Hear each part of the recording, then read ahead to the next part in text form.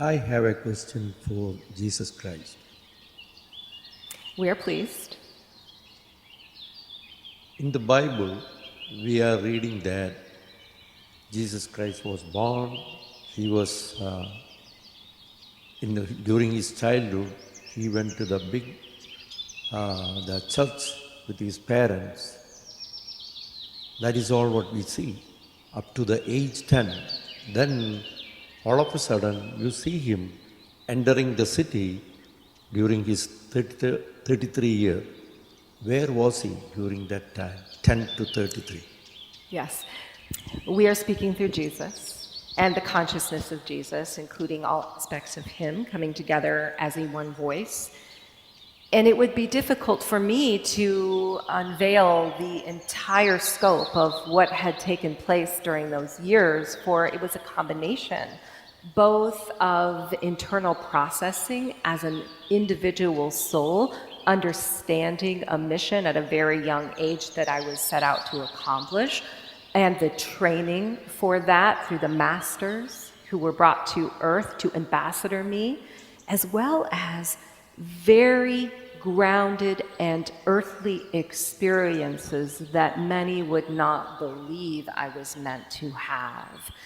I am not seen oftentimes as a human soul in addition to the master I am known to be. But these years and why they have been hidden are what is most important. Because if they were to be revealed by the higher ups in most religious organizations, they would change the entire meaning of how the Bible has been interpreted. Because it was not my own doing alone that allowed the things that I was able to do to come to pass. There were feminine masters of the time that were important in my journey, that were activating me in the codes of Christ consciousness that go beyond the lifetime that I lived. I also was called to pilgrimage to sacred sites, to be introduced to the masters of the time who were preparing to leave planet Earth, and shared with me the records that they knew of their past and my path. Intimately, there were many different relationships that I was involved in, both as a man and as a master. These parts of my story go unrecognized because they would place the divine feminine in a position of power that many in the time that I walked would not have allowed, and this still goes on today. So these missing years, we believe they are something that would cause a great deal of disruption on the planet in terms of religious philosophy, because they are more metaphysical in nature. As a young boy, I was trained in the rites and passage of Kundalini and awakening my third eye. I came in as a very highly crystallized being, and I was also meant to tend to some of the very sensitive areas on Earth that had been broken.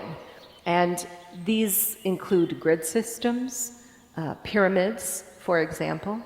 I was blessed with the waters that run beneath them, and I was meant to spend elongated periods in silence so that I could be prepared for the greatest moment of time that many still speak of today, which is the resurrection. The details of this, however, are available. And I want to speak to this as well because humanity has access to all knowledge. There is nothing truly hidden from the human consciousness. If you are to read between the lines of the Bible and look at renderings of the past, there are codes and languages that are misdirected and defined in ways that are very linear, that show of my relationship with the cosmos. I was even taught to teleport myself beyond the earth and to interact with intergalactics who were also supporting this period. So it's a very unearthly way of looking at my life that must come back to be understood, but is already surfacing. And the more it is believed, the more the story will be known.